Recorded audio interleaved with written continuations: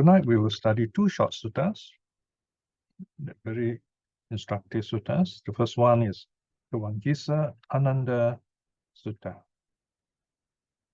Now, as you can see in this title, you have a brackets here.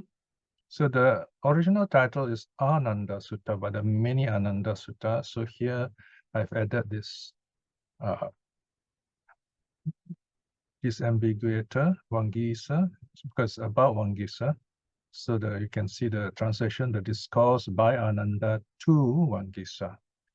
And then you have the Pali number as the Samyutta, connected sayings, connected teachings, as 8.4, chapter 8, sutta number 4. The theme is how to overcome lust. So this is a story about this monk, Vaṅgīsa, who is a poet. And so he asked Ananda how to overcome lust. Vaṅgīsa came from a brahmin family. He is very learned in the Vedas. And he became a kind of a holy man. And he has this special ability called skull tapping. Skull tapping.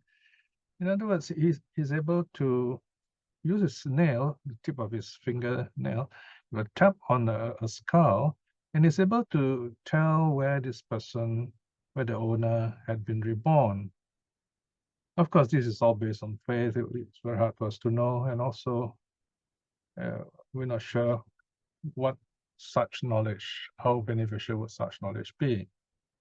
Anyway, he became famous and became rich because of this, until, as our sutta goes, he meets Sariputta. Now, the Apadana, which tells us many stories about the elders, the Apadana tells us that he meets Sariputta, and it's from Sariputta that he learns about the Buddha. And when he meets the Buddha, the Buddha has got a very interesting way of teaching here.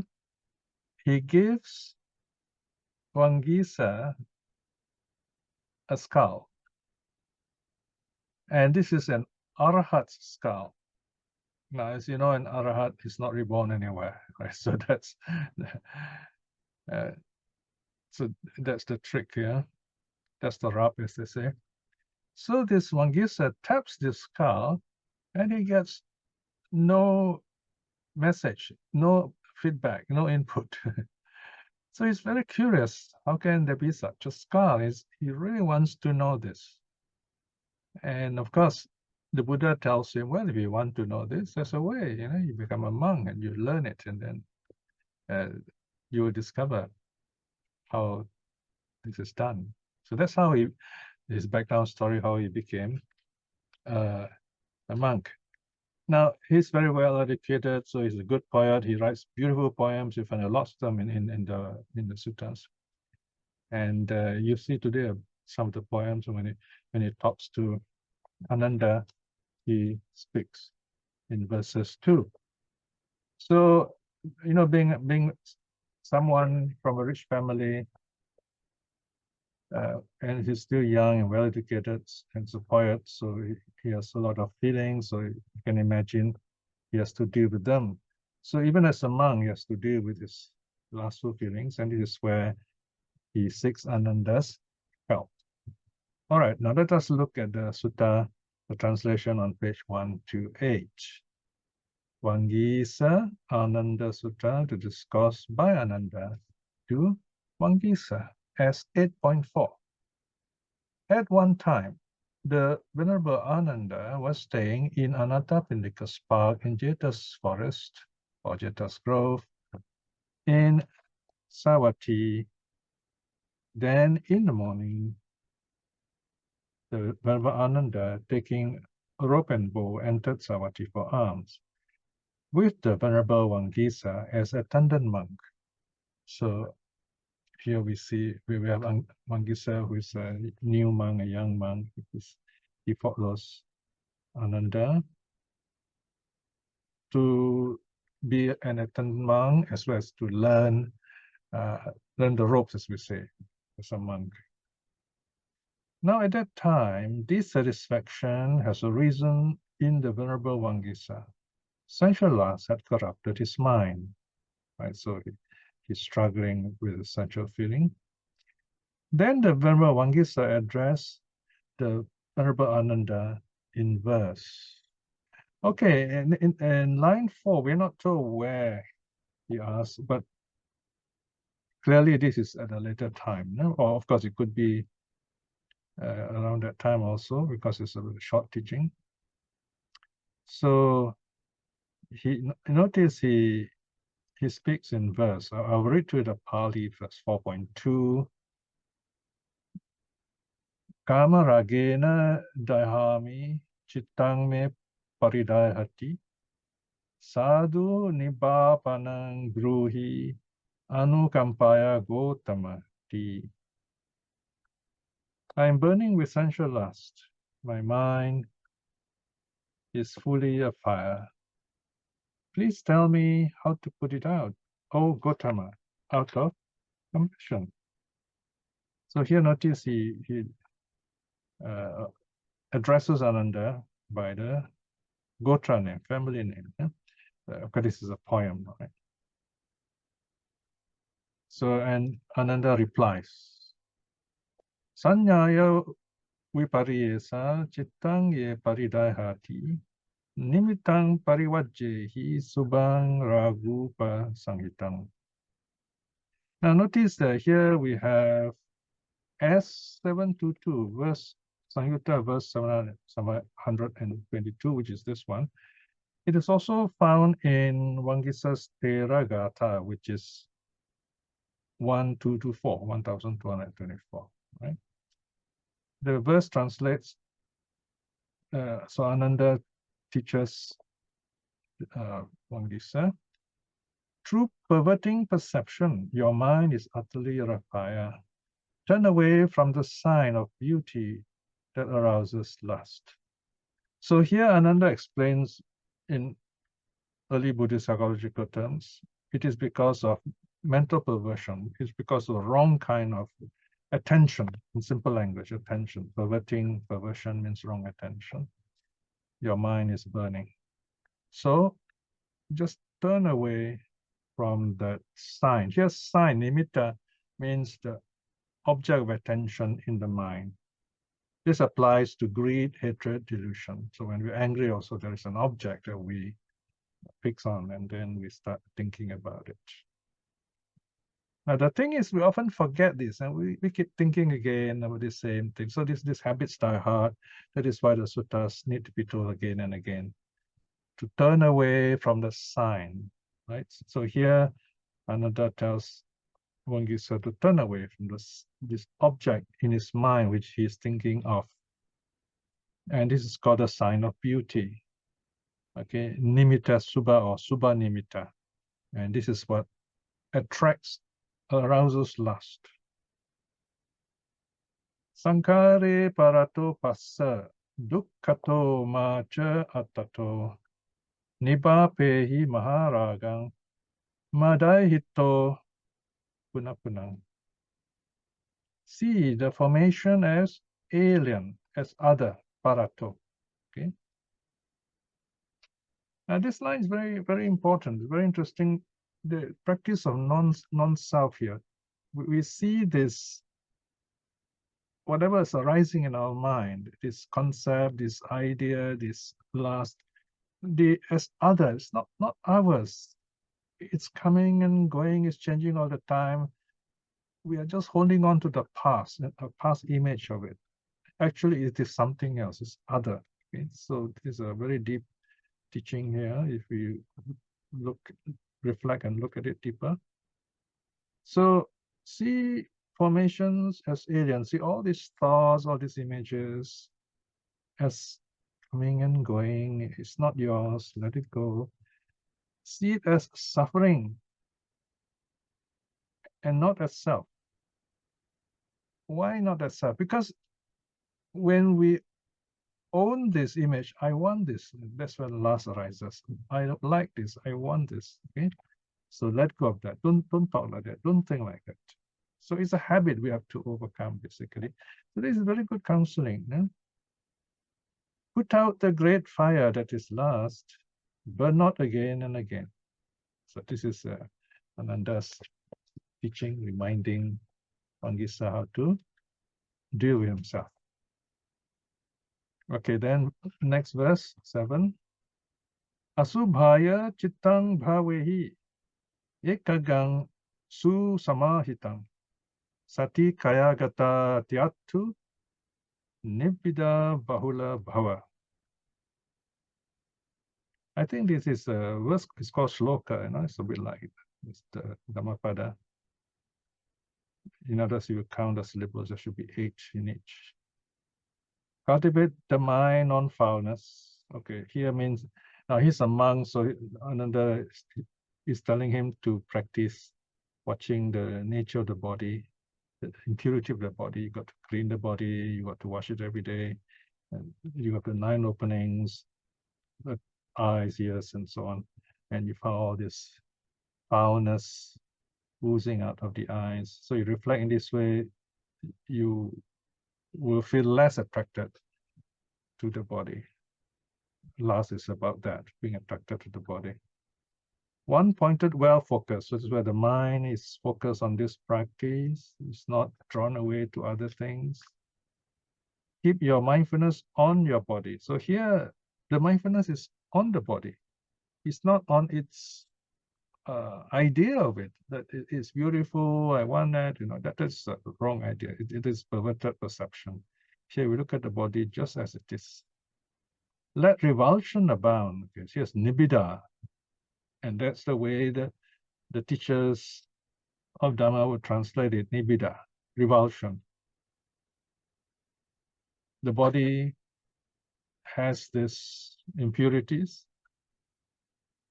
And if it is something impure, like dung, you feel revulsed about it. That's the best word. We don't try to be polite about it. It's something we just don't want. We want to let it go. We just throw it away. So lust is something like that. So this is the reflection. All right. And here again, it's found both in the Samyutta as well as the Theragata. And then the last verse, verse 8. Animitan cha bhavehi manasanu ajjaha tato manabi samaya upasanto charisati. And cultivate the signless. Now, this is a little bit of advanced meditation. So this is where, as you go deeper into meditation, you let go of all objects. The mind is at peace. Okay, so you find here Ananda is giving a kind of like a summary of practices. So later, probably Vaṅgīsa will go to the Buddha for specific meditation methods. Discard the tendency to conceit. The tendency to conceit. Here, conceit means measuring ourselves against others. I'm better than this person, or this person is better than me. So when we compare, we begin to see ugly parts, beautiful parts, and that causes all this lust to arise, comparison. Then breaking through conceit, you will fare in peace. Of course, this last part is the most difficult part. Only the arhat overcomes conceit, right? Because conceit can still lurk in very subtle ways. We may not have lustful feelings, like in the non-returner, but he may still feel, okay, you know, this person is not as good as that person, or I'm better than this person. Such ideas may come. They are not really troubling, but it shows that they have not attained arhathood. So here, this last verse hints at arhathood. So there you are. So it is 4 short verses by Ananda. Kind of helps us to learn a bit of counseling on how to deal with lustful feelings. So the sutta ends here. So this is the first short sutta. It's a very simple sutta. And there are cross-references, you can study. There are many suttas. You can see the Vaṅgīsa's Theragatha in section 132, 1.3.2 about the various Theragatha are given, right? So you can look at it in your own free time. So that's the story of Vaṅgīsa. And now I go on to the second sutta. It is chapter 13, time and time again. Okay. Now this is a title I've given time and time. There are a couple of suttas here, 2 suttas to be exact. This has to do with kind of reflection on how life repeats itself, basically. It's a reflection on samsara, if you like, right? So if you notice the title time and time again, reflections on cyclic life. Right, so this was taken from the Buddha's teaching for today, written in 2003, and I decided to write translate a sutta connected with this teaching. It's quite a humorous sutta also, this Udaya Sutta. The discourse to Udaya, S7.12 and /1:173, that's the Pali paging in the Pali Text Society edition. And you'll find here there is 3 numbers there. EE means European edition. It refers to Pali Text Society. S7.2.2, chapter 7, part 2, number 2, sutta 2. No? So this is in case you want to look at the traditional number, say in the Burmese edition. And you notice the traditional version is the next line is much longer. Traditional is S1.7.2.2, right? So it is Samyutta 1. Samyutta, you have chapter 1, which is called Sagata Vagga. It's a big section, Sagata Vagga, the whole volume, nearly a whole volume anyway. And then there's sub-chapter 7, which is a Brahmana Samyutta, and then part 2 of that, which is called Upasaka Vagga, and then Sutta 2. That's how you get the traditional numbers. You know? It's quite cumbersome. So in the modern numbering, we try to simplify it. We just say S7.12, which is easier to remember. Okay, so the sutta goes like this: at Savatthi. Then in the morning, the Blessed One, having dressed and taking bowl and robe, approached the Brahmin Udaya. Okay, so here we have the Brahmin by the name of Udaya. And the Buddha is collecting alms from him. Then the Brahmin Udaya filled the Blessed One's bowl with boiled rice. Okay, so this is quite a routine situation, nothing much to say here. So this is the first time the Buddha did that. Then a second time in the morning, so this is another morning, the Blessed One, having dressed and taking bowl and robe, approached the Brahmin Udaya, and a second time the Brahmin Udaya filled the Blessed One's bowl with boiled rice. All right, we're talking about the oral tradition repeating itself, and here you see it repeating in a very classic way. So this is the second time, all right?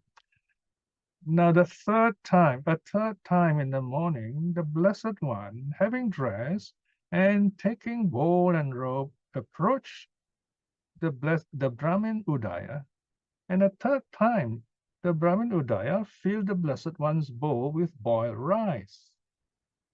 Now, something's going to happen here because it's happened 3 times, you know. I mean, it's not, I mean, the Buddha is not just going to say this for nothing, you know. So it's building up into a climax. After which he said this to the Blessed One. So it's the Brahmin, okay, who breaks the routine, if you like. Okay? So he says to the Buddha, this nuisance of the ascetic Gautama keeps coming again and again, right? Now, this is interesting, you see. So we have a kind of a person with a mixed feeling. Because I mean, he gives the Buddha alms food, at the same time says, oh, this is becoming a bother, you know. I mean, you keep coming. So he's kind of caught in between. He has this faith in giving. At the same time, he's saying, oh dear, how much rice am I wasting? And how much is it going to cost me? Things like that. And again, these things happening every day, 3 days in a row, see? Of course, but you must remember the Buddha does all these things not merely as routine. He has a purpose there. And the amazing thing about the sutta is it's very simple. You find that the story is very simple. And yet there is this climax being built up bit by bit, just by simple repetition. Something's going to happen 3 times. At the end of the 3rd time, something wonderful is going to happen. Of course, in this case, the Brahmin got slightly upset. So he tells the Buddha, this is becoming a bother, you know. Okay. Now, of course, the Buddha is not going to quietly just go away sheepishly. The Buddha is, in a sense, the Buddha was waiting for this moment. It's as if he knows this is Udaya's character and he purposely does this. And the time will come when he's going to teach Udaya something, all right? So, of course, in this case, you find everything's flowing very nicely. Even Udaya doesn't have the pride. Although he gets a little upset, he says something, but he's going to listen to what the Buddha says. And if it's something good, of course, he would appreciate it. So you have this person who's acting very naturally. So the Buddha is replying to his command that this nuisance of the ascetic Gautama keeps coming again and again. So the key word here is again and again. All right. So the Buddha says, all right, you talk about again and again. Let me talk about again and again. All right. So now here I'm going to read to you the Pali, which is on the far right column. Punap-punang cewa wapanti bijang, punap-punang wasati dewa raja, punap-punang ketang kasanti kasaka, punap-punang anyang upeti ratang. So you notice the first word is the same every time, punap-punang, punap-punang, okay? Punap-punang without 2 same words, puna plus puna. So you put an extra P in between so that you can pronounce it more easily, punap-punang, right? Again and again. Translate. I'm going to translate this first verse. The Blessed One says, again and again they sow the seeds. Again and again, down comes the rain. Again and again the farmers plow the fields. Again and again the land yields grain. Right, so this Brahmin, of course, is familiar with this. Right, so the Buddha begins with something familiar. Then the next verse, punap-punang yacaka yacayanti, punap-punang danapati dadanti, punap-punang danapati daditwa, punap-punang sagangupeti thanang. Now, this Pali is very simple and very beautiful. You have the person and then the action. The person, the action, right? Yachaka, beggar, yachayati, begs, right? Let me translate. Again and again, the beggars beg. Again and again, the master givers give. Again and again, the master givers given. Again and again, they find a place in heaven. Okay? So here the Buddha is already hinting to this Brahmin, say, well, you know, you are doing good. You are a master giver. You go to heaven. All right. Right. Next verse. Next quatrain, 4 lines. No? Punap-punang kiranika duhanti, punap-punang wacho upeti matarang. punang kilamati pandaticha, punang gabang upeti mando. Okay, now something serious there's a change in the tone, a bit more serious. Again and again, the milkers milk the cows. Again and again, the calf goes to his mother. Again and again, you struggle and suffer. Again and again, the foolish finds the womb. Right? So yes, you're doing something good, but this there is rebirth. You're going to be reborn. And then the next verse, that's the last verse. Punang jayati miyati cha, punang siwatikang paranti, maganchalada anupabhavaya, na punang jayati buripanyo ti. Okay, now you notice the last two lines are different. No more punang, right? Again and again, he is born and he dies. Again and again, they take him to the cemetery. But when one has found the path to normal rebirth, one great in wisdom is not born again and again. So this last verse is the solution. So the Buddha is telling this Brahmin, this is what you can learn, how to break this cycle by practicing. Okay. So the Brahmin is very happy to hear this. So this is a good thing about these Brahmins. They're educated. So when the Buddha teaches something, they can understand it. And if there's something good in them, they will listen and then they will accept it. When this was said, the Brahmin Udaya said to the Blessed One, marvelous Master Gautama, marvelous Master Gautama, Venerable Sir, just as if one were to place upright what had been overturned, or were to reveal what was hidden, or were to show the way to one who was lost, or were to hold up a lamp in the dark, so that those with eyes could see forms. In the same way, in numerous ways, the Dhamma has been made clear by the Blessed Gautama. Let the Master Gautama remember me as a lay follower, who from today has gone for refuge for life. So he's very happy. He decides to follow the Buddha's teaching, right? All right, so here I've written a short, simple poem inspired by the Buddha. All right, so this is Singapore again and again, a contemporary sutra, if you like. Again and again, we study hard. Again and again, the exams come.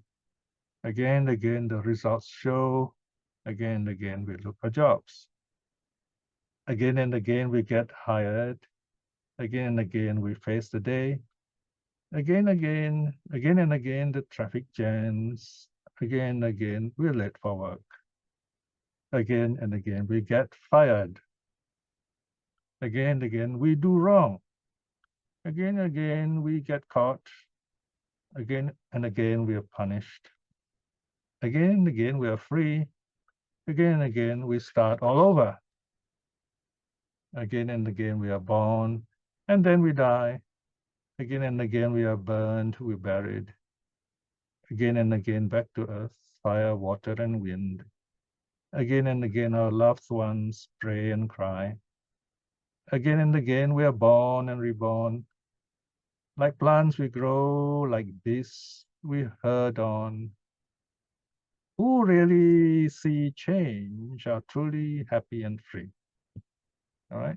So here the message is, don't get caught in this cycle of going round and round, and then we are caught in our own suffering. All right. Of course, not being awakened, we are caught in this round and round. So at least use the Buddha's teaching to learn things, build our wisdom, and through that wisdom, we live happily here and now. That is possible too. Okay, now the closing sutta is a short one. This is a very kind of, I wouldn't say sad sutta, it's a very realistic sutta, reminding us of why the Buddha arises in the world, the situation, why we need to learn the Dhamma. Asu Sutta, S16.13. You can see brackets 3. Okay, so this sutta is found in the Sutta Discovery, SD Sutta Discovery, volume 16, Sutta number 13. And notice that there is no space. The brackets is joined together 3. That means this is Sutta number 3. If it is separated, refers to the notes. Okay, here refers to the sutta. Right? It's called Asu Sutta. Asu means tears. The discourse on tears. S15.3. All right. Pali, volume 2, page 179 and the following. Now, this also was translated earlier on, already translated 1016 3.1. So sometimes, I translate hundreds of suttas. Sometimes I forget there are occasions that I do repeat a translation, right? So here we have, and then here you have the Burmese traditional numbering, S2413, okay? Sangyutta, Vagga number 2, that's Nidana Vagga, and then Sangyutta 4, Anamataga Sangyutta, and then Vagga 1 again, smaller Vagga, Patama Vagga, Patama means first Vagga, Sutta 3. So this is the Burmese style of classifying the suttas. The true nature of cyclic life. At Savatthi, Bhikshus, this cycle of life and rebirth of samsara is without a knowable beginning. We can go back and trace it. We just don't know when it starts because time has no beginning. A beginning point of beings roaming and wandering on, shrouded in ignorance, fettered by craving, cannot be discerned. Now, the Buddha is making a very profound modern statement here, right? Everything exists in time. So when we ask a question like, when did time begin? It has no answer. There are certain questions that have no answer. Why do we say time has no beginning? Because everything is measured, everything happens in time. So that's called samsara, it goes round and round. So you cannot point to the beginning, because if you point to the beginning, that there must be something before that, right? So these are some of the difficulties in language, if you like. So here the Buddha is aware of it, and the Buddha is telling us, here you are, this cyclic life, caught in time, called samsara, it has no beginning. 3, but now the Buddha wants us to reflect on this really long time we are caught in samsara. What do you think, bhikshus? Remember, when the Buddha used the word bhikshus, he's addressing the monks before him, and because of that, the suttas are recorded, and through the monks, the suttas come down to us. So when the Buddha says bhikshus, he's addressing not only the people before him, but also future time. As long as the suttas are recorded down to our time, to the future, bhikshus, we are the ones, the listeners in this case. What do you think, bhikshus? Asked the Buddha. Which is more? The stream of tears you have shed as you roam and wander through this long course, weeping and wailing, from being united with the disagreeable and separated from the agreeable. This, or the waters of the 4 great oceans. All right, so here the Buddha asks almost a sort of rhetorical question. In this case, the monks answered. The monks reply, verse 4, as we understand the Dhamma taught by the Blessed One, Venerable Sir, the stream of tears that we have shed as we roam and wander through the long course, weeping and wailing from being united with the disagreeable separated from the agreeable, this alone is more than the waters of the four great oceans. Right? So here we have what's called a hyperbole. This is the Indian way of talking, Indian teaching, Indian literature, right? Here the Buddha wants us to imagine how much tears we have shed. If you look at the ocean, there's a lot of water, right? But imagine how many lives we have been born and how often we have cried. If we put together all the tears, it is that much. So can you imagine, this is how long, how many lives we have been through. It makes us think, right? We say, can't be. How can there so much tears? Well, it is.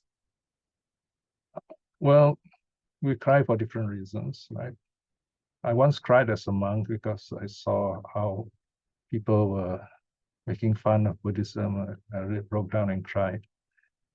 But nothing much can be done, so I told myself, there's no point in trying. You just got to work hard, So there you are. We all cry for different reasons. And this amount of tears is amazing if you look at the many lives they've been through. So once the monk understood what the Buddha had said, the Buddha replies, good, bhikshus. It is good you understand the Dhamma taught by me in such a way. This stream of tears you have shed as you roam and wandered through this long course, weeping and wailing from being united with the disagreeable.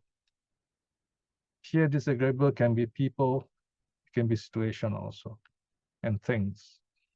And separated from the agreeable is more than the waters in the four great oceans, right? So this is, you can't measure it in other words. It's really a lot. And then the Buddha explains, I give examples. Here is more of a daily example, all right? Verse 6 is conceptual, and this is real, social, if you like. Verse 7, for a long time, bhikshus, you have experienced the death of a mother. As you have experienced this weeping and wailing because of being united with the disagreeable and separated from the agreeable, the stream of tears that you have shed is more than the waters in the four great oceans. Next, for a long time, bhikshus, you have experienced the death of a father. As you have experienced this weeping and wailing because of being united with the disagreeable and separated from the agreeable, the stream of tears that you have shed is more than the waters in the four great oceans. Okay, now a sutta note, all right? Now you notice I've underlined the key words. The intellectual or the scholar will say, okay, you can just read the underlined words and that's it, summarize everything, right? But the sutta is such that we are meant to read all these verses one by one, right to the end, right? All the 9 verses given here. Because there are 9 important relationships we have to reflect on. So this is a reflection. When we hear this, then the Dhamma gets into our heart. Then we really learn. Otherwise, we say, yeah, okay, I know all these people will die, and then you forget about it. Then you go back to your life as if this will never happen.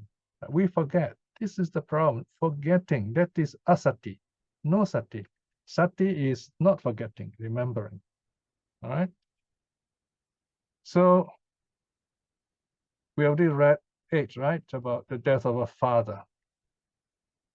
Now 9. For a long time, bhikshus, you have experienced the death of a brother. As you have experienced this weeping and wailing because of being united with the disagreeable and separated from the agreeable, the stream of tears you have shed is more than the waters in the 4 great oceans. 10. For a long time, bhikshus, you have experienced the death of a sister. As you have experienced this weeping and wailing because of being united with the disagreeable and separated from the agreeable, the stream of tears that you have shed is more than the waters in the 4 great oceans. 11. For a long time, bhikshus, you have experienced the death of a son. As you have experienced this weeping and wailing because of being united with the disagreeable and separated from the agreeable. The stream of tears that you have shed is more than the waters in the four great oceans. 12. For a long time, bhikshus, you have experienced the death of a daughter. As you have experienced this, weeping and wailing because of being united with the disagreeable and separated from the agreeable, the stream of tears that you have shed is more than the waters in the four great oceans. So you find that as I read this, somewhere something will strike someone. That's why there is this repetition. 13. For a long time, bhikshus, you have experienced the loss of relatives. As you have experienced this, weeping and wailing because of being united with the disagreeable and separated from the agreeable, the stream of tears that you have shed is more than the waters in the four great oceans. 14. For a long time, bhikshus, you have experienced the loss of wealth. Okay, you may think, okay, people naturally die, but we also suffer because of loss of wealth. As you have experienced this weeping and wailing because of being united with the disagreeable and separated from the agreeable, the stream of tears that you have shed is more than the waters in the four great oceans. And now we come to you yourself, all right? 15. For a long time, bhikshus, you have experienced loss through illness. As you have experienced this weeping and wailing because of being united with the disagreeable, separated from the agreeable, the stream of tears that you have shed is more than the waters in the four great oceans. So here, if you reflect, when we talk about illness, agreeable, disagreeable, takes a different meaning, right? When we are sick, we have lots of disagreeable feelings, right? And so we feel that pain. What is the reason? 16, what is the reason? Slow down at the last part. Because bhikshus, with neither a beginning nor an ending is this samsara. The first point is not to be discerned of beings roaming and wandering on, hindered by ignorance and fettered by craving. For such a long time, bhikshus, you have suffered painfully, suffered deeply, suffered disastrously, swelling the graveyards. Surely, bhikshus, this is enough to feel revulsion towards all formations, enough to become dispassionate towards them, enough to be liberated from them. Right? So here, the keyword is formations. Formations can be people. We form ideas about people. Formations are things. We form ideas about things. Formations are, most of all, the realities around us, the things around us, the ideas in our minds, formations. It's a very broad word, a very big word, referring to whatever exists. All right. So this is a reflection. Notice when you study suttas, it's not an intellectual exercise, although it can be. But the important thing here, it is spiritual. You live it. It is in your life. You notice it. It enriches your life so that when you live, you know what to do that is proper. And it's not just a matter of cutting down suffering, but also of cultivating and refining our wisdom. We live more wisely and happily. And in time, we cultivate to reach the path. That's very important. We cultivate to reach the path of awakening, of stream winning in this life itself. All right? All right, with that happy note, I end today's study. We have about 15 minutes for questions. Thank you, Piya. Now you have a Q&A. Asisa, I simply take over. Thank you. Thank you, Sister Rana. Thank you, Brother Piya, for the teaching. Okay. Okay, let me read out the first question from Sister Huilin. Is there any difference when Buddha used the Pali words Magga and Patipada as proof translated as a path in English? Okay, yeah, very good question about Pali. You find occasionally, even in the suttas, I will explain these terms to help you learn Pali. Magga and Patipada.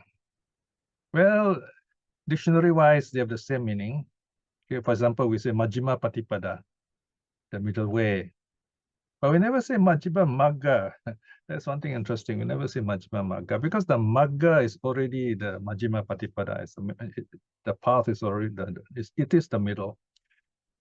If I say practice, the Magga also is a practice, Patipada also is a practice.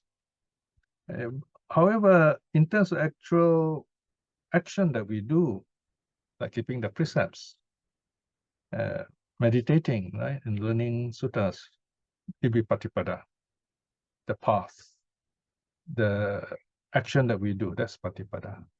So that would be called the practice. So Patipada can also mean practice. Remember, one word can have more than one meaning. It's very important to have this attitude, yeah?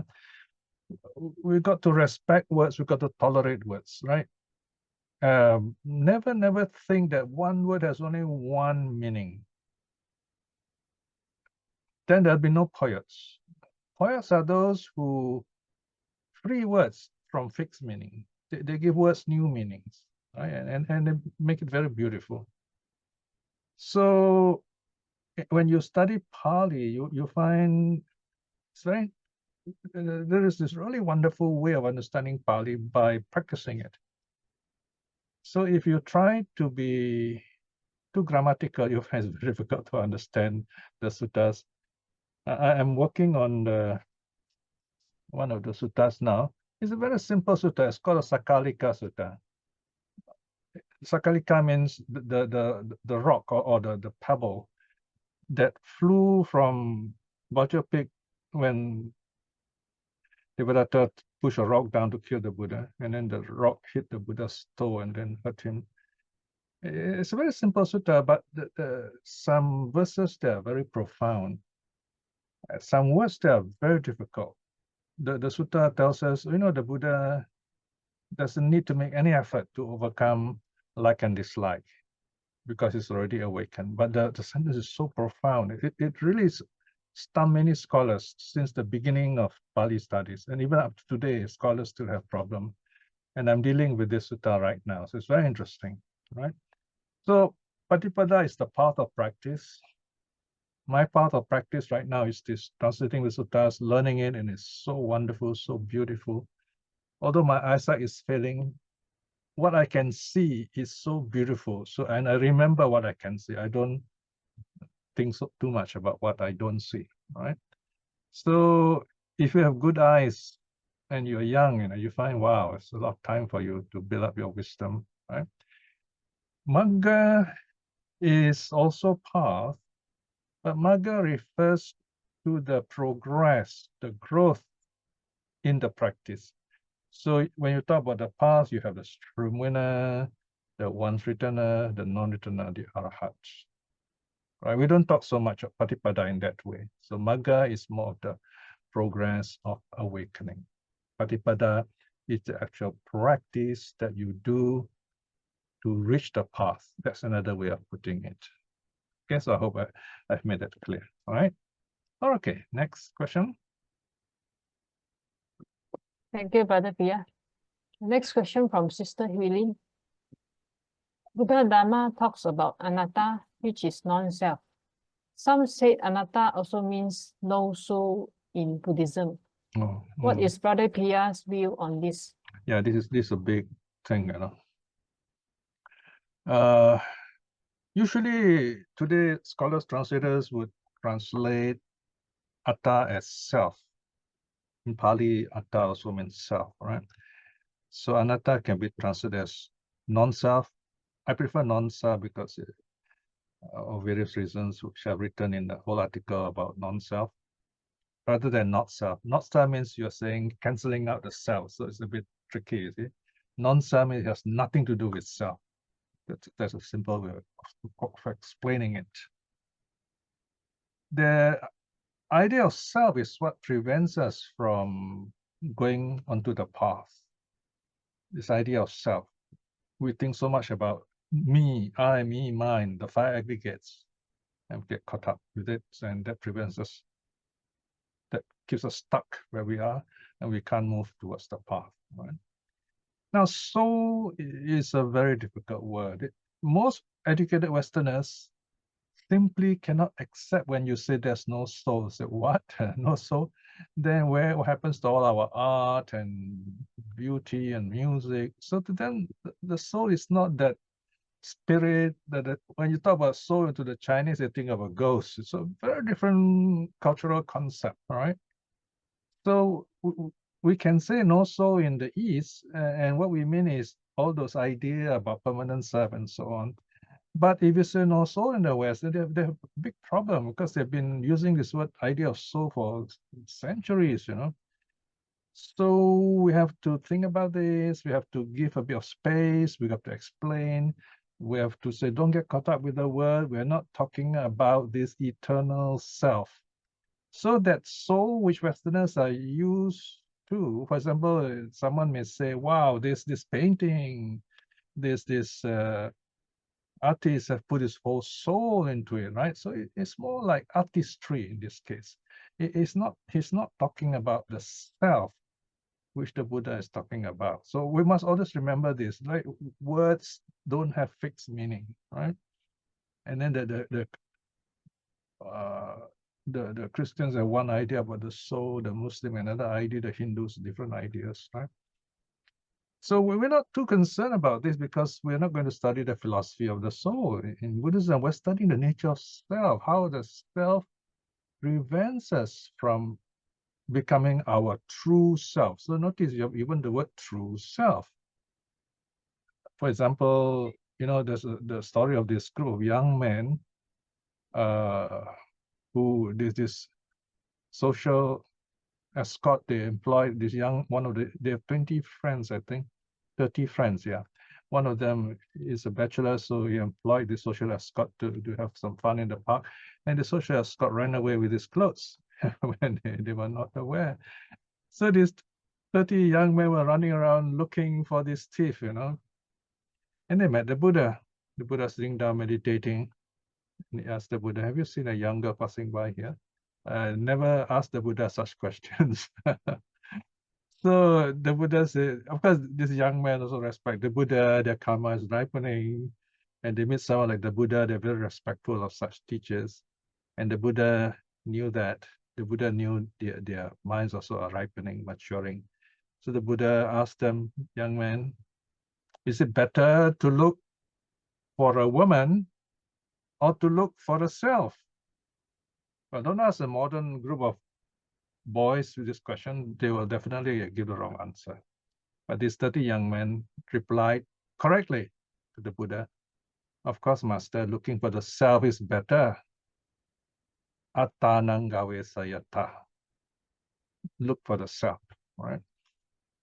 They understood it because they were intelligent, they were bright. And they became monks. They just became monks just like that. Because the time was right and they knew the meaning. Someone told them this really wonderful meaning, to look for the self. There you are, you see? So we're not talking about no self here. Yeah, in a sense, we're talking about no self, but it is an adventure you're going to discover for yourself, that there is no self, that the self you're talking about are the five aggregates. These are your tools to find out the meaning of the word self. So self is what we imagine to be out there, and we do not let it go. We're caught with it. And because we are caught with it, we have greed, hatred, delusion. Remember that we are caught in the past, which holds us back and prevents us from growing. We can't grow because we are living in the past. We're thinking of the past. So that's the self. This is me, I, me, mine. We're caught with it. So basically, the Buddha is saying, let go, let go, let go of the past. Let go of the future. The future has not come. The future will never come. and let go of the present. Even the present is gone right now. You know, whatever I say is already past. Just the moment I say it. We started at 8 o'clock. Now it's 9:25, right? And very soon it's already 9:25 is gone. The clock goes ticking, ticking, ticking, right? So where's the self? Things are changing so fast. That's the self, right? Whereas soul is more like this spirit, this idea, this concept of beauty. We're going to have difficulty with this in Singapore because yes, we have no soul here. A Westerner will understand that, but I don't think any Singaporean understand we have no soul here unless they are very Westernized, you know, in a sense that well, we can say soul here means creativity, an idea of beauty, idea of goodness also. So it's a very broad idea, but it's quite a secular idea. So it's not going to be very helpful in Buddhism. We don't use it for that reason. But it is okay to talk about art and aesthetics using the word soul. No problem at all there, right? But it is not the self that we talk about in Buddhism. It's something else. So we want to understand ourselves, not who we are, but what we are. And then we look at the 5 aggregates. We know we are form, our body, feeling, perception, formation, consciousness, all these things change. So there's no self there. All right. So, and the word soul has no meaning here at all. So we don't use the word soul in this case. I don't know whether I've confused you or make you understand. Just think about it, right? Of course, you can ask us for this article on non-self if you like. I've written more of it there. But that's my understanding of self and soul. All right. Okay. Okay, thank you, Brother Piya. I think that's it, the question in the chat box. Mhm. Yeah. Any brother and sister would like to ask your question, you can unmute yourself. All right. Photograph time. Any last minute questions? We still have a few minutes more.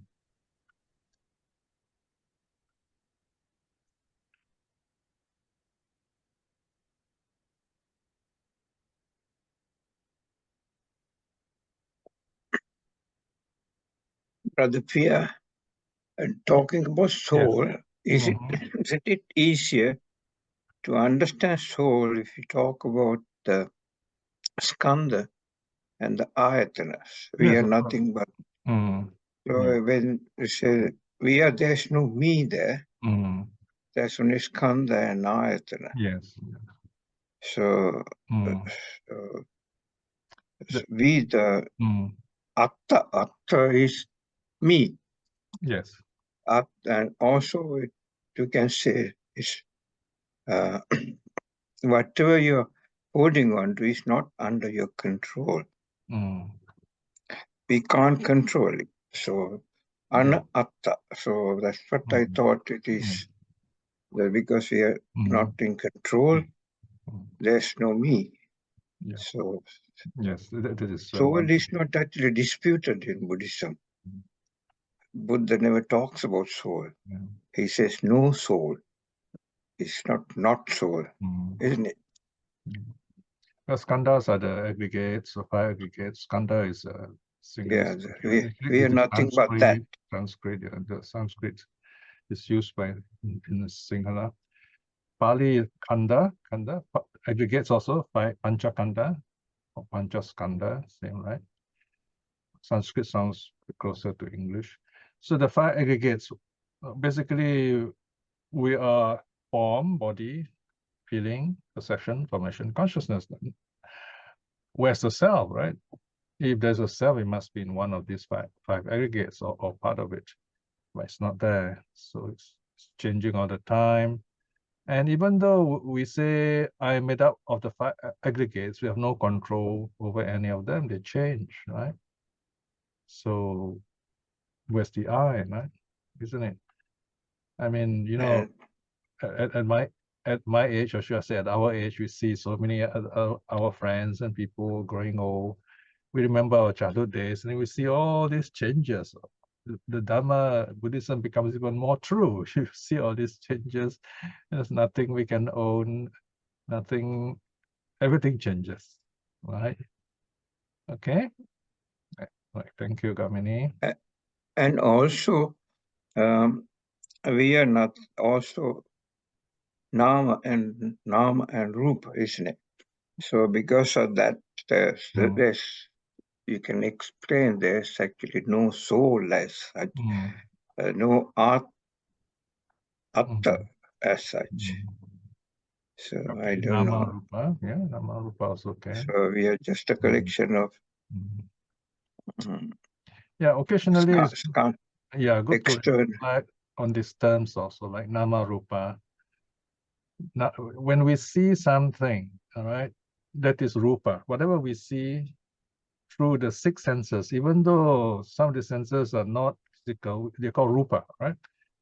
We see an object out there, and then we name it, Nama, you have to name it. And that Nama gives it like a sense of self. So that's Nama Rupa, and that becomes reality to us. There's no self there, because this Nama Rupa changes over time. Well, notice you can talk a lot about this, right? So it's very profound. All right, that's good. Very interesting. And now if we have passed our time, let us spend a short time in reflection. We have a very interesting, fun study. I hope we can reflect and use something today. Remember this time we spent together reciting the three refuges, keeping the 5 precepts, doing some meditation, and also studying the Dhamma.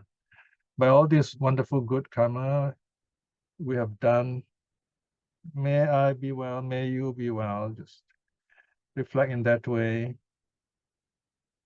Send your kind thoughts to people who are important to you, your loved ones, your relatives and teachers, that they may be well and happy.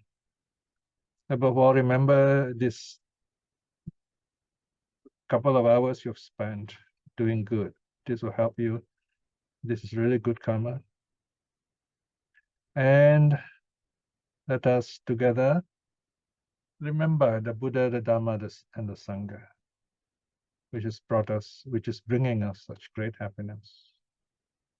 Arahang Samma Sambuddho Bhagava Buddhang Bhagavantang Abhivatemi Swakato Bhagavata Dhammo Dhammang Namasami Supatipanno Bhagavato Savaka Sangho Sanghang Namami. Sadhu, sadhu, sadhu.